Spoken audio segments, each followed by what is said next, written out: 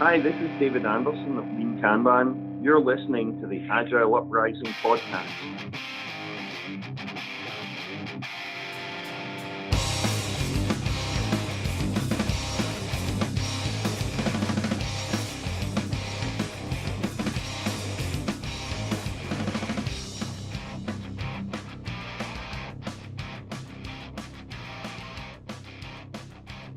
Greetings and welcome to another edition of the Agile Uprising podcast. I am your co-host for the evening, Jay Hersko. My esteemed guests this evening are other board members, Ryan Lockhart. Say hi, Ryan. Hello. Chris Merman. Word. And Andrew Leff. What's happening? And the topic tonight is actually, we're putting two or three topics together. Recently, Chris Merman put out a blog post titled "Executives Don't Think We're Doing Agile Right," which was an analysis of a white paper written by a company by the name of 6.6 Technology Services, which was subtitled "How CIOs Can Navigate the Post-Agile Era." So what we're going to do is we're going to call out certain parts of Merman's blog, along with certain parts of the report that was written, and have a discussion around some of the statistics that came back. Leadership in Agile is always a hot button topic, so we wanted to get together and discuss what we read, what we think, and hopefully this will lead to a quite spirited discussion. So let's begin. So the first thing I put down on the agenda that I think we should talk about is right at the beginning of this report, and Merman actually talks about it in like the third or fourth line of his blog post. He says 53% of Agile development has become quote unquote discredited. That's a bit of a hanging chad, so let's unpack that. What does that term discredited actually mean? What do we think it means, and is that really true? And I'm going to start off with Ryan. You don't start with the guy that writes the post. You start with me. No, he gets to put the coda in. So, I took a crack at reading at reading it. It's the 6.6 white paper. If you get access to it, it's about 20 plus pages, and in there it's actually a really good read. I recommend anyone that picks it up or that anyone has had the time to read it to pick it up and read it.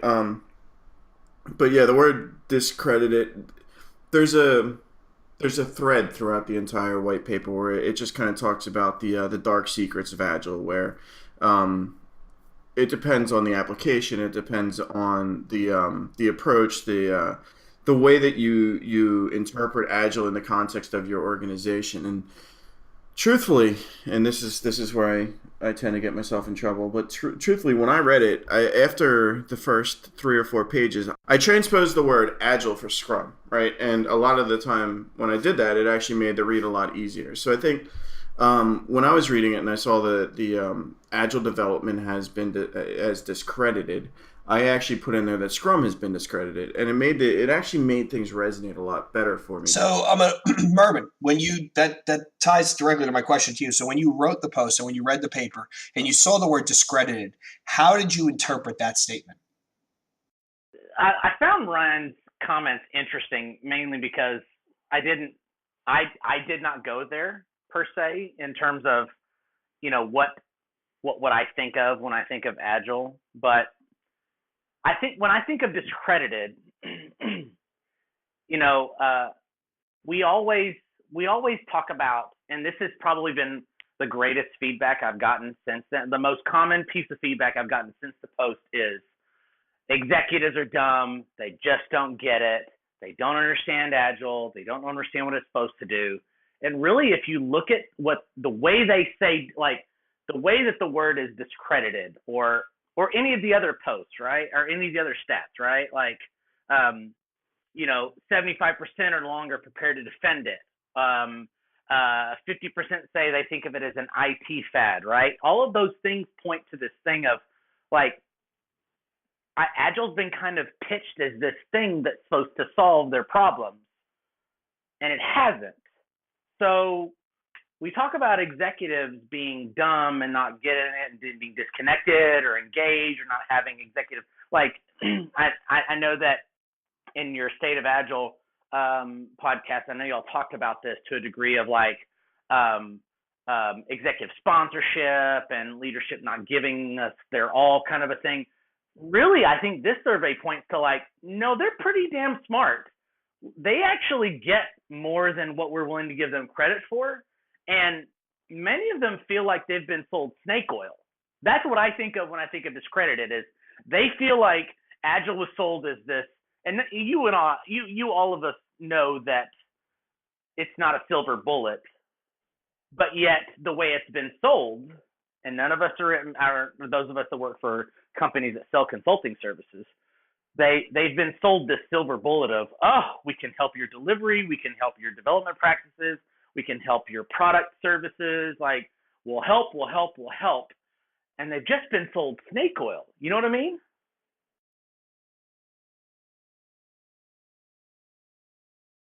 So I sort of agree with what Merman's saying, and I'm trying to decrypt the Texan in him into East Coast English. So it's the same language. That's debatable, but that could be another podcast. So I think it's an important thing that you said, and we did touch on it on a couple podcasts. It's around how Agile has been sold, and I think executives are noticing that there needs to be change, and things aren't quite optimal. But I think the way that some companies are going about selling what this thing called Agile is to an organization is being sold sort of in a tricky way, or almost, not quite in the right way, but we're selling it this way because we know it can be a quicker sale, that it is going to fix things faster, or it is going to increase the speed of delivery. But really it's the level of increase of disruption it's going to create. And that's where the executives need to be prepared to handle that level of disruption and how they want to go about resolving it or owning it. So that sort of struck me, that sort of point struck me in that way. So I got a question. I got a question for, I guess, both Merman and Andrew.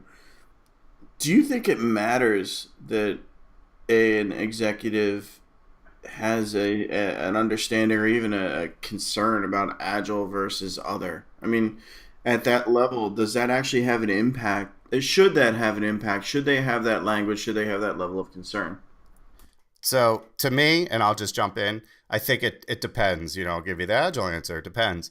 I think it's they were sold something and then they communicated to their stakeholders, right, their shareholders, whoever it may be, whoever they answer to, that they bought this thing called Agile that's going to improve something. So they've already branded it.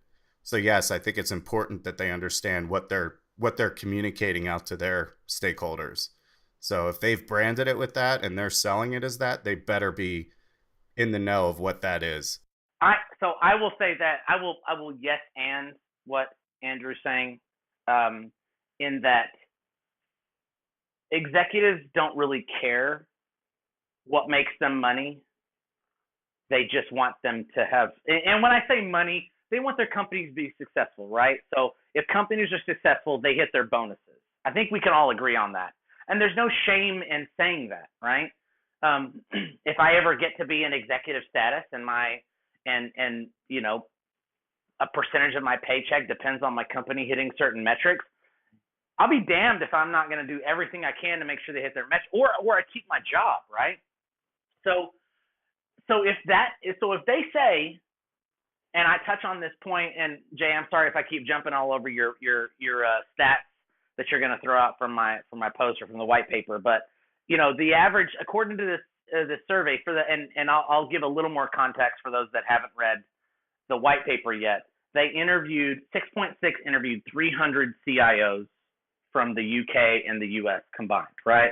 So 300 in some level, not a great number, but really 300 CIOs are kind of hard to find. So in a way, that's actually a pretty decent sample size. I don't know if you all agree, but I think that was a pretty decent sample size. And of those 300 they interviewed, the average time of duration in their office is 14 months. They have a little over a year to make headway where they get shit canned, right? That tells me they don't care about what delivers them working software or what makes their company money. Just that they do it. Do you know what I'm saying, Jay? No, that makes sense. Like the line in the Phoenix Project where CIO stands for career is over. One of the things you brought up, Merman, and actually both Andrew and Ryan touched on, was the whole idea of selling Agile. And is it possible that this group of CIOs, they think it's discredited because the way it was sold, maybe it was sold to them as a quote-unquote silver bullet, and I got the cure to what ails you, when in fact those of us that are closer to the trenches maybe understand the onerous level of effort that has to go into making this work? Is that part of it? I think so. Having been part of sales pitches, it doesn't. I don't care whether you're selling, damage waiver on a rental car, or a new piece of software for a company that you hope that they give you a contract for, or just, hey, some good old fashioned consulting on some new ways of working. Like, the McKinseys and the Solims and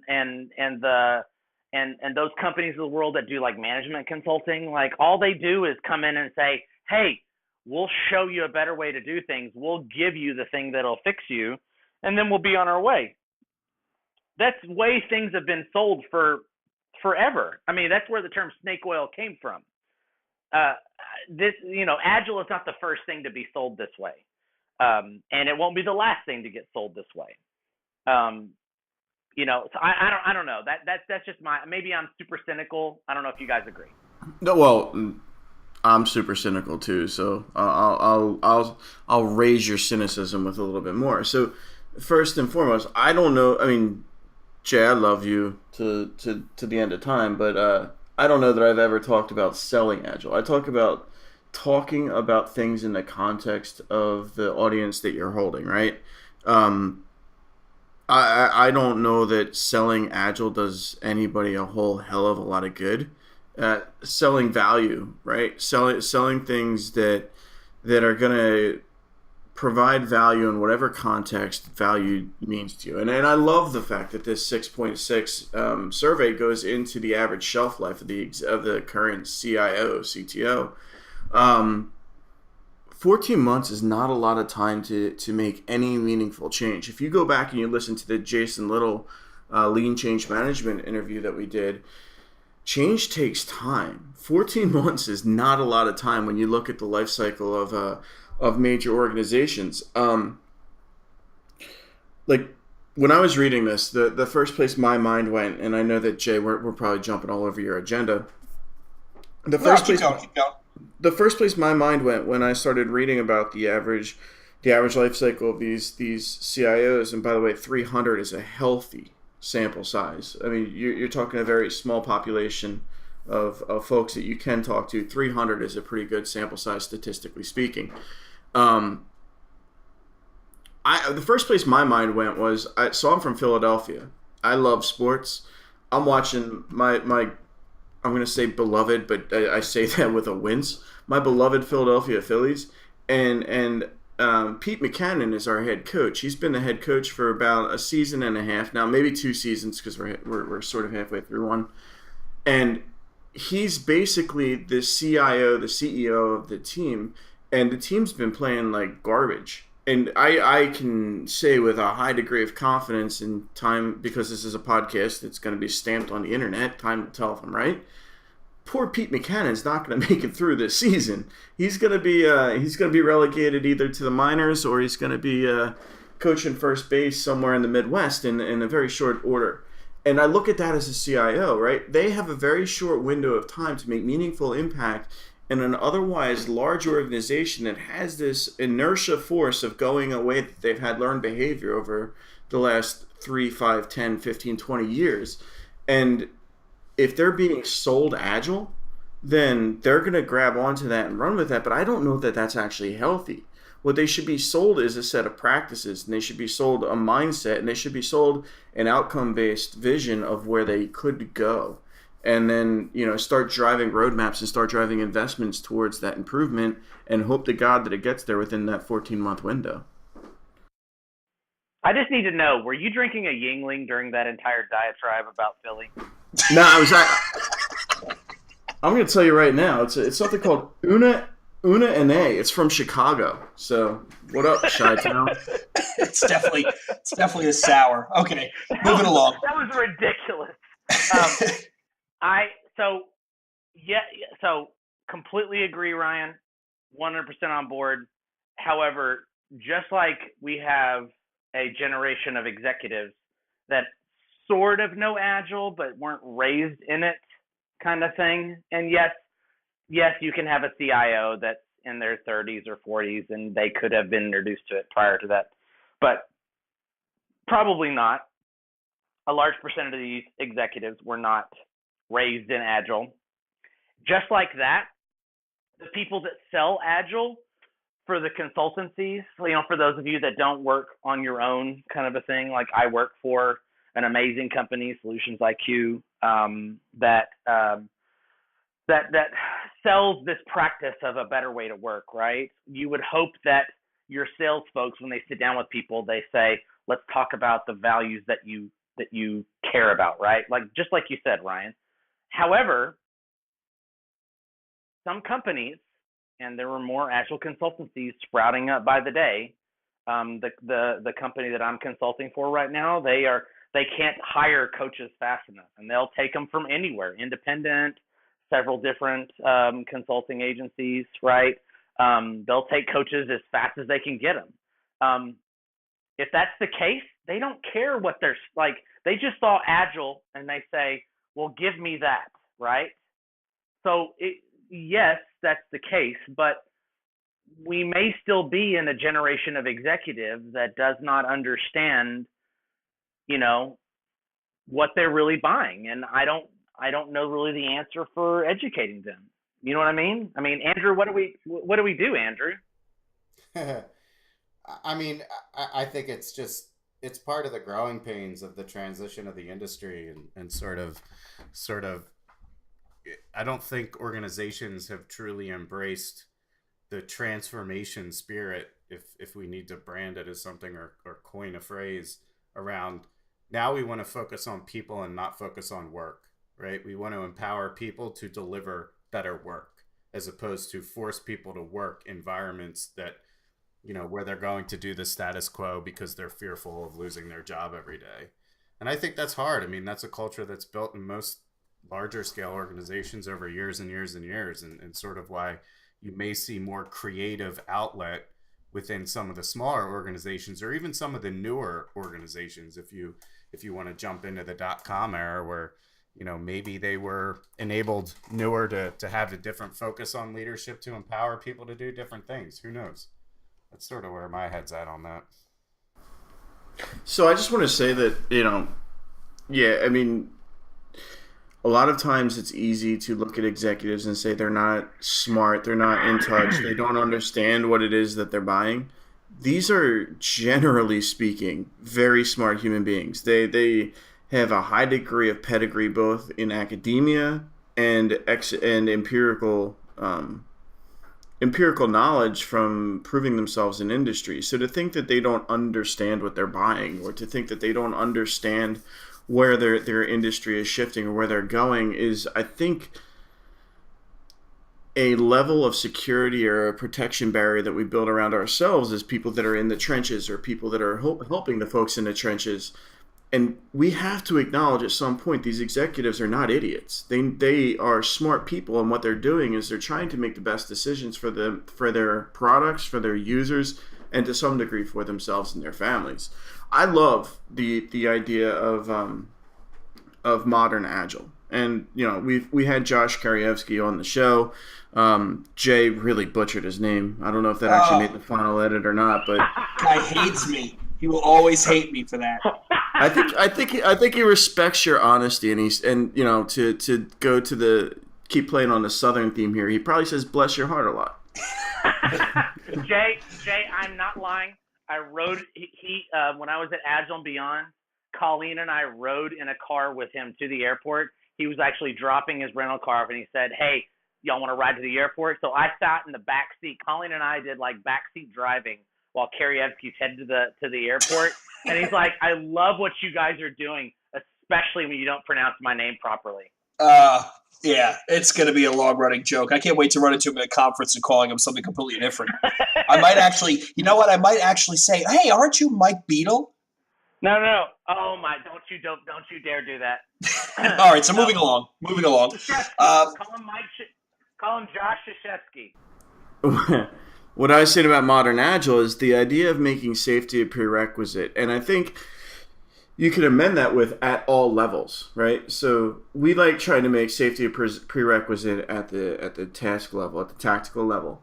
But safety at the executive level is something of importance too, because when you have an executive that is safe, they're going to start entertaining and providing scalable empowerment. And I think that there's something there. And because of that high attrition rate of executives, that safety is threatened right now. So I completely agree, and I guess to sort of build on your point, I don't know that I meant that. I'm glad that you called it out the way you did, because it sort of sounded the way I said it is, and like, well, they don't really. I mean, I said they don't understand what they're buying, right? I guess when I say that, I mean that I don't mean that they're dolts, right? I don't mean that they're uneducated or they don't have the ability to read a book, go to a class, whatever. But when they sit down and they say, what am I getting?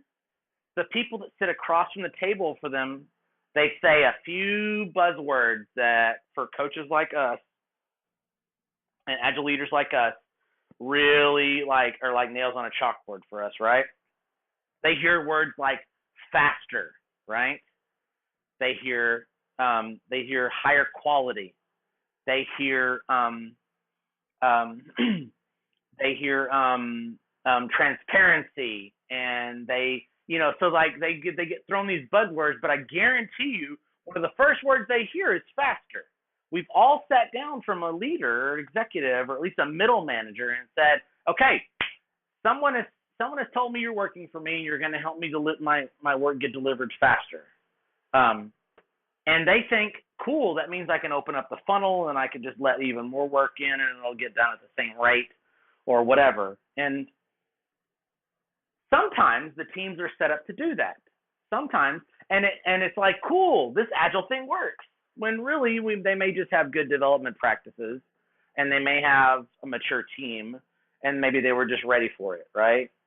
And we get branded as geniuses when that happens. But I've had just as many opportunities where they say faster, and I go, well, what do you mean when you say faster? And they go, well, I'd like more releases, or I'd like more work done with the same amount of people and time that I get. And often I don't really deliver more work in a given period of time than they did before. What I deliver is better expectations about what that work means. I get better communication on what that work means. But the fact that I have to spend the first 2 months of my job getting them oriented around that is like 2 months that I could have been spent doing something else. You know what I mean? So Cusack has a really good way of phrasing this. I almost want to brand it for him like the Cusack triangle, where it's faster, better, cheaper, right? So you can pick two. So if you want it faster and cheaper, you're going to degrade the quality. If you want it faster and better, it's going to take more time and cost more money. It's just going to cost more money. So it's sort of pick two out of those three, and one of them's going to suffer. Right. Fast, cheap, and works. Pick two. So moving along, the next topic I think we're going to touch on, and I'm going to start with you, Andrew, distributing Agile. So in the report, they talk a lot about the role of distributed teams. And one of the things that jumped out at me is there was the statistic that based upon the CIO perception, 32% of Agile projects that fail do so because of distributed teams. And Lef, I started with you because I know we've been in some of the same trenches. You've been all over the country coaching and training. Do you really think that's an accurate representation, 32%? Is it really that bad that's the reason why some of this stuff doesn't go as well as CIOs lofty expectation? When I saw this question on the agenda, I was like, wow, it really pissed me off when I read it. I was like, I don't know why, but this question rubbed me the wrong way. And I'm sitting here thinking, and I don't believe that it's Agile fails because of distributed teams. I would ask, how many teams have been distributed prior to Agile have been successful? So within the organization, are those teams operating successfully in a distributed manner today? Have they been set up properly to work in a distributed fashion? Are we actually enabling technology to work distributed? Or do we expect to, chase the sun development where, all of a sudden the sun sets in the east and then all of a sudden it rises in the west and everything picks up, or overseas, wherever it may be, and just, teams don't need to communicate. I feel like we haven't set up organizations to work distributedly well, or in a distributed fashion where we can actually say that because of utilizing offshore or overseas or West Coast, East Coast, wherever it may be, development has failed. So I think organizations have failed at implementing using a distributed model. Does it make it harder? Yes. Does it pose more challenges during a transformation? Yes. Would I say that if you're going to go through a transformation where you're starting to adopt Agile, is it easier just to clean up your room first and then decide to, spread out? Yeah, of course. Why complicate things by thinking you're going to save money by going overseas? I don't know. But that, unfortunately, the reality of it is most organizations have a distributed model. So I should say most I'm working in anyway. What do you mean by cleaning your house? That's an interesting phrase. So for me, I always, when I'm coaching my teams, I always say that don't stop blaming everything around you. Are you operating at such a high performing or such an optimal level where you can say that your stuff isn't working or it's impacting us? To me, it's like you need to make sure you're working well, and the team needs to be operating well, and constantly focusing on themselves to continue to operate well before we start to point the finger in every other direction without holding ourselves accountable. So that's important for me when I'm coaching a team. And I think that that's an important thing where it's like kids, if I tell my kid to go clean their room, maybe they'll do it, maybe they won't. But if they come and tell me to go clean my room, that's not going to go over real well, right? Like my kid's not going to tell me to clean my room. So honor their commitments. To me, it's like stand-ups, right? They're not status meetings. It's to review the commitment from the day before. Are you committing and are you delivering on what you've committed to do? If you're not at least doing that, I can't trust you.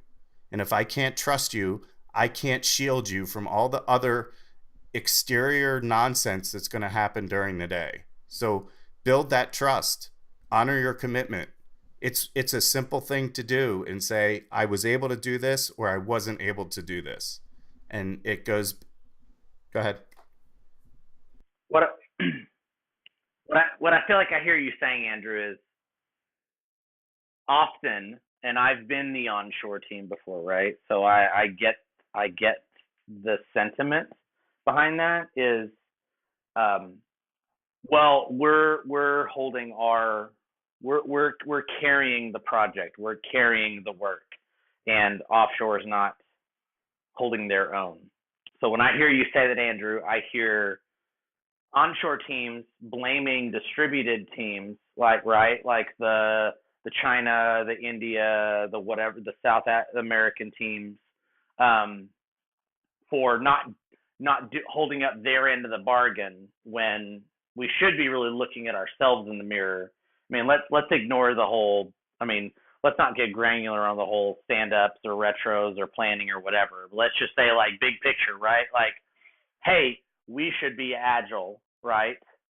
Let's make sure we're doing our job to be agile before we blame distributed for not. You know what I mean? Well, and I think, while I don't disagree with what you're saying, I think where I was going was when we say distributed, have we defined what that means? So, this to me is a really big statement. So are you saying that any team that has someone that doesn't physically sit in the room is distributed? Or are we talking offshore, onshore? Are we talking West Coast, East Coast, or Central Time versus East Coast time versus West Coast time? So again, I don't know if I can say that what this statement says, 32% of Agile projects failed, do so because of distributed teams, whether maybe I have a clear understanding of what distributed team means. So let me step in. I know that we've already had this conversation when we did the State of Agile report, and I threw out the definition of distributed teams that I align with, and I'm actually going to take that. I'm going to put that to the side. And when we talked about when we first started, and I said that I replaced the word Agile with Scrum, I'm gonna go ahead and say that distributed teams does not make a project succeed or fail. Collaboration, calibration, and communication are essential to project success or product success. And distribution is just one complicating factor in all three of those C's, right? So if you have distributed teams or you have co-located teams and you cannot communicate or you cannot collaborate or you cannot calibrate effectively, you're going to have failure at either the micro or the macro level. And I think that's actually what this statistic talks to more is the ineffectiveness of large organizations to handle calibration, communication, and collaboration across large organizations or distributed teams. That makes sense. I would agree with that. I think you put it much more direct than I did, so I got a little long winded. But I did say I was emotional over the statement, so I defend my position a little bit. No, and you're not wrong. I mean, here's the thing: distributed models are not going away, right? They're the organizations that most of us are working for are going to look for every cost advantage that they can find, and if that means that we're going to shift some of the maintenance work, or even some of the core development work, or some of the research work, or whatever the hell it's going to be, even if it's just service and support, we're going to shift that to an offshore and nearshore model, or we're going to do a follow the sun, as somebody said, which I haven't heard that term in quite a while now. I love that term, but I haven't heard it in a while. If we're going to start following that, we need to find ways to be effective. And that's where leadership, and that's where these actual core Agile practices of making sure that we're valuing safety and that we're valuing the fact that we're trying to make all of these people awesome across the continuum of delivery really needs to be focused on hard, so that we're delivering value. Because at the end of the day, I love what you said, Andrew, about to what do we need to make ourselves committed, and you said to the sprint goals or to our commitments. But at the end of the day, if we meet all of our commitments but they're the wrong commitments, our customers are going to move to the next awesome company. So at the end of the day, we need to be focused on making sure that we're delivering value to our customers, and that we're making those customers awesome, we're making our products awesome, that we're coming up with new ways to put ourselves out of business every day, so that we have that next most awesome idea on the market before the customers know they need it, leveraging those distributed teams. Well, I'll do you one better, Ryan. Like, it's not just a matter of I'll move on to the next company. No, they'll just go back to waterfall, because they've got development teams that are like, well, I know you read this blog post on, Agile, executive, whatever your name is, but at least we could ship software the way that it used to go. So just let us go back to the way that it was. So, like, in a way, it's like even higher stakes, right? Here comes the NC-17. That's bullshit. I'm not saying that that's true. What I'm saying is that there are instances where the stakes are sometimes higher. You know what I mean? So Jay, what, since you've worked, we've worked in similar orgs. What's sort of your spin on this? I'm curious. I mean, I think honestly, Andrew, when you said it, how many teams prior to Agile were working? That really, I wrote that down because that makes a great point. You can't use Agile as the scapegoat, which I think maybe used sometimes. I do think that distributed teams can work. However, to Ryan's point, I think Ryan said it, it does make it much, much, much more difficult. There's a lot more, you need more high value coordination. You need more high value communication, high resolution interactions, not just firing off emails. So it does make it a bit different. However, I don't think 32% sounds right. I know it's just a number. We're arguing a number, lies, damn lies, and statistics and all. But I don't think that a lot of the failures could be bulked solely against a distributed agile reason. I think there's a lot more to it. That's just a convenient scapegoat. If I don't like my offshore resources, I can blame them and say they're the reason for all the ills. And I think just one more thing around that, with especially dealing with offshore, I think the culture is different, and I don't think that we account for that. So I do believe that culturally things are different, and you can't automatically assume that the way that you work on whichever shore you sit on is going to be the same on the other side of the pond. So I think that's another factor that people don't always necessarily cater to, nor are they willing to accept. True. I'm going to move ahead, switch topics here. So page 15 of the report talks about fragile leadership. And Merman, I'm going to start with you. One of the quotes here is the lack of senior sponsorship is identified as a cause of failure in 20% of the respondents. And we already talked about how the average CIO turnover is 14 months. So my question is, how vital really is the CIO to the success or failure of an agile transformation? Merman, you're up first. Oh my God. It's a really good question. I don't know that it's like, I hate to start with the whole it depends thing, but depending on the size of the company, it probably doesn't. You know what I mean? Like, if you're talking about if the company is, I don't know, 1,000 or 2,000 people or more, maybe not, right? We've all seen successes where you get like a team or two and said, go make shit happen. And then we do it, right? Like, and then things happen. Bob Galen posted a recent blog post for those that don't follow Bob's blog. He posts absolute gold on a weekly basis. His stuff is just so good. He's a friend of mine. I'm very proud to know him. He's a great guy. But he posted a blog post recently on hiring agile coaches. So the organization says over a period of time, we're going to set aside $15 million to hire agile coaching. I mean, this is, of course, over several years, right? So not that any of us are going to make anywhere near that kind of money, but they say, all right, here's money, bring in agile leadership, let's coach our teams, let's do yada, yada, yada, right? Well, they look up in 3 years and they say, well, our organization hadn't really changed that much. And they say, well, agile has failed us. We wasted that money. And Bob made a really interesting point. If you talk to those teams, the teams several layers below the executives actually had made growth. They had made change. They had improved the way they worked. Life was better for them in their office.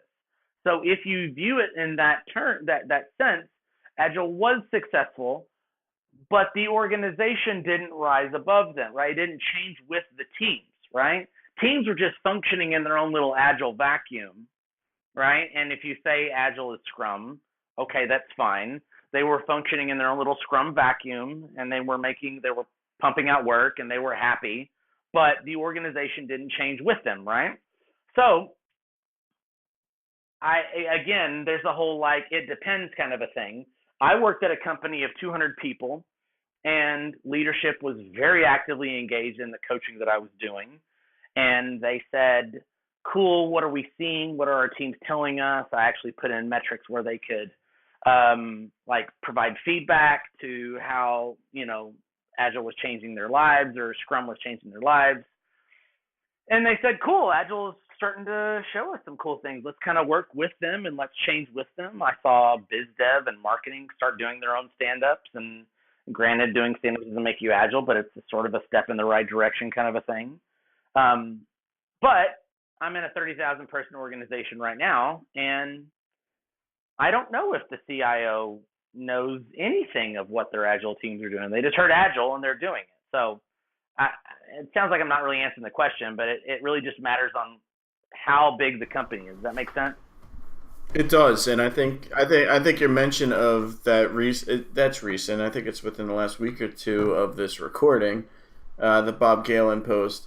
That was actually an amazing decomposition of cost benefit analysis from Bob, right? Mm-hmm. Yeah. So for me, I actually agree with what Merman just said. It does depend on the size of the organization and the level of intimacy that the CIO has on the team delivery level. Um, I've worked at both the relatively small organization, less than 1,000, significantly less than 1,000 people. My current engagement is well over, God, I probably should know this number, 10, 20, maybe 30,000 people globally. And, I don't necessarily need the CIO at a 30,000 person organization to be bought into the mindset that we're shifting into. But when you're working in that less than 100 person organization, you damn sure do need that, because that guy's either blessing the budgets or signing the checks personally. So to a degree, yes, that does kind of make sense, and it does depend on the level of the organization that you're working within. I mean, Andrew, you've got a broad degree of exposure to orgs of all sizes, I would say, but you're probably leaning more towards the medium to large size. What are your thoughts, man? So I have mixed feelings again.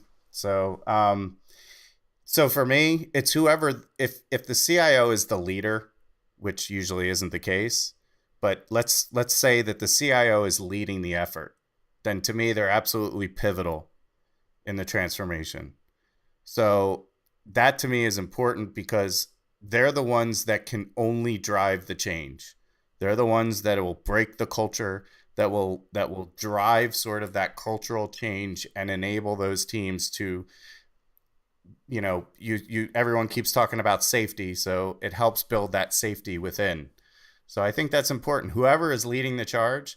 Now, if that CIO is just another sort of person in the mix, then no, I don't think it's pivotal. I've seen it operate both ways, and I can't say, the CIO has always played a pivotal role in the transformations that I've been a part of. So I think this is interesting. Actually, Jay, I want to ask you this because I view this whole like executive sponsorship thing through a different lens. I've been a part of a lot of, well, maybe not a lot. I've been a part of a few executive coaching sessions where you bring the executives in and be like, here's how to make your organization agile. I feel like companies are doing more and more of that. I also know that they're great about bringing coaches in on the team level and saying, hey, teams, be more agile. Here's where, let's do some agile things, kind of a thing. But what they haven't been doing is engaging in that middle tier, or what I heard someone say, like the frozen sheet of agile coaching. Like there's this like frozen layer in the middle that like we can't seem to penetrate. You know what I mean, Jay? Like that, is that maybe what we mean when we say CIOs now? So I think we actually had a conversation about this. I think we did a podcast on the role of middle management in an agile transformation. It is a frozen sheet is an apt descriptor, because there is that whole unsurety of, hey, we're going agile, and I see what my developers now do, and my testers now do, and some of my project managers become scrum masters, but there's no defined role for a middle manager. So I do think that maybe that's a big part of it. Maybe that is something we're seeing when we see CIO. We're thinking more of, we translate that maybe subconsciously or consciously into leader. We see that as a leader. And do the leaders need to be involved in a transformation? And I think one of the earlier blog posts I did talked about the role of change champions. And I truly believe that in order for a transformation to be successful, you need three, right? I think I actually called it Cerberus. It was the internal, the external, and the executive. And the external guy brings the knowledge and the experience of doing it outside of your organization. The internal guy brings the fire in his belly and the motivation. But the executive is the one that helps the change stick. So think about it. If all four of us are working in a company and we come up with this new way of doing things and we adopt it and we get really, really successful, if we don't have somebody from the top spouting our praises and endorsing it and pushing it out towards the organization as a whole, I think then real quickly, that CIO hits his 14-month marker. He switches over. We get a new CIO who could tell us that stop doing what you're doing, even though it's really successful, because that's not how I want to do things. So I do think, to circle back to the actual topic, I do think the CIOs are important. However, it doesn't necessarily mean the titled CIO. It really just means the executive shepherding the change. And you need to have someone at that level who's responsible for singing your praises and holding your feet to the fire, if that makes any sense. It does. I completely agree. And I guess to the title of the blog that I wrote, I guess I'll throw it out to anybody in the crowd. Like, if we look at CIO as leaders and the sponsors that are sponsoring the work, would you agree that they don't think that we're quote unquote doing it right? I think so. I think so. I think they probably don't think we're doing it right. They don't understand why we're not giving them all the benefits faster, quicker, better that they were sold. I really think so. So for me, I think the minute that the CIOs think, or the CIOs, the leaders, the shot callers think that we're doing it right, we should start updating our resumes because we're probably doing it wrong. That's a very melancholy way to wrap this sucker up. You noticed I was trying to wrap it up, did you? Let's end a podcast with update your resumes, folks. Okay, so let's wrap it up. So last topic, and I think this is going to force us over. In the features section, page 16, talks about NFRs, right? Non-functional requirements. Non-functional requirements are normally neglected. 35% of those polled said that new features take priority over NFRs. 24% saying their teams only occasionally dedicate time to NFRs. And the quote, and I'll give it verbatim, Agile is not well suited to create sustainable, secure, enterprise-grade software. So now I want to poke the bear. Ryan, you get to start with this one. So I'm gonna to answer that, I'm gonna take a quick step back. A couple years ago, Tesla, when Tesla first, by the way, Elon Musk is a believer in the Agile mindset.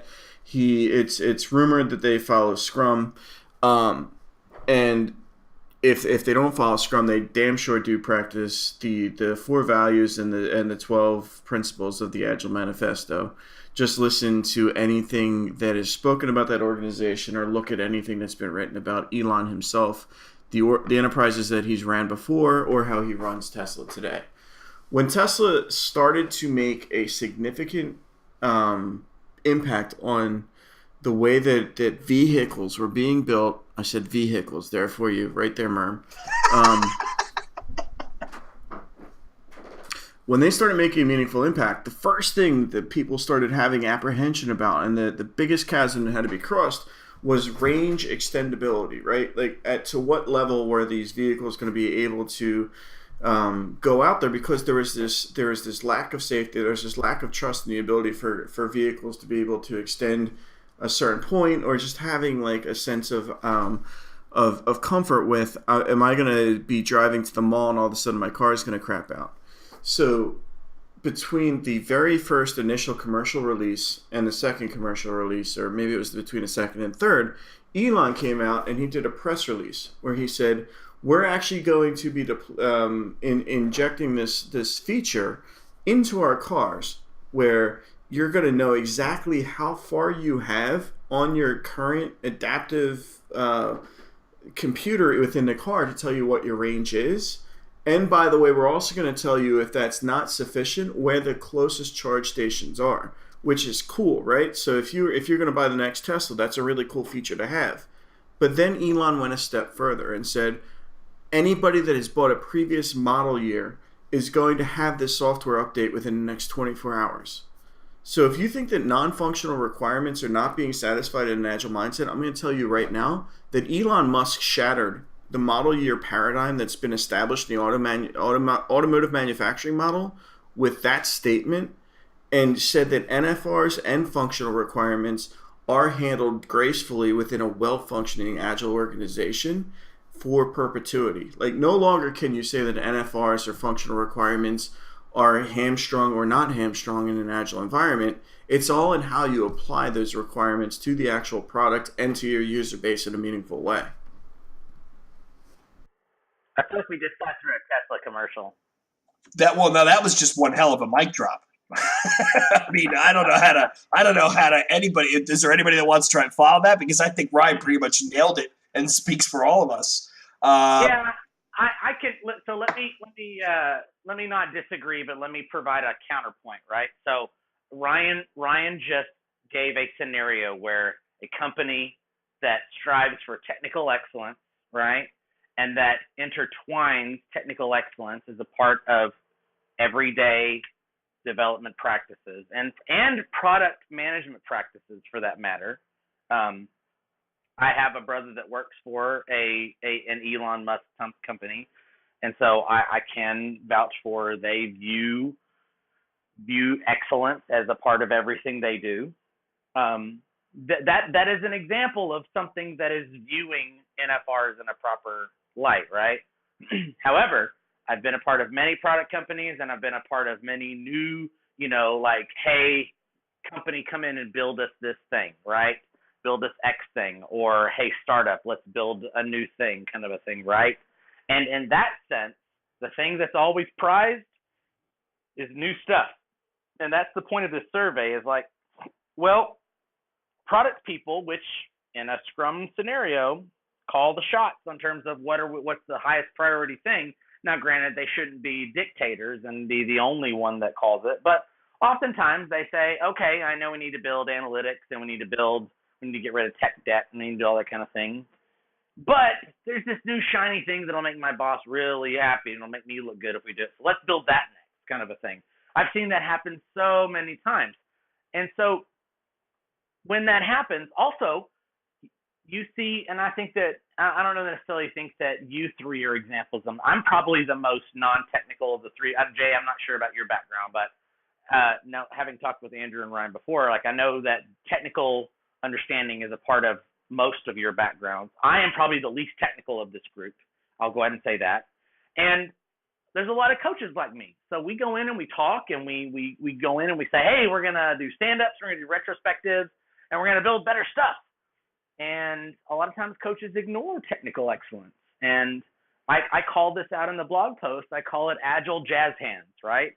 So we go in and we wave our Agile jazz hands. We say, we're going to do Agile. We're going to be Agile, kind of a thing, right? And when we don't bring in technical excellence, we ignore one of the most important parts of Agile teams, right?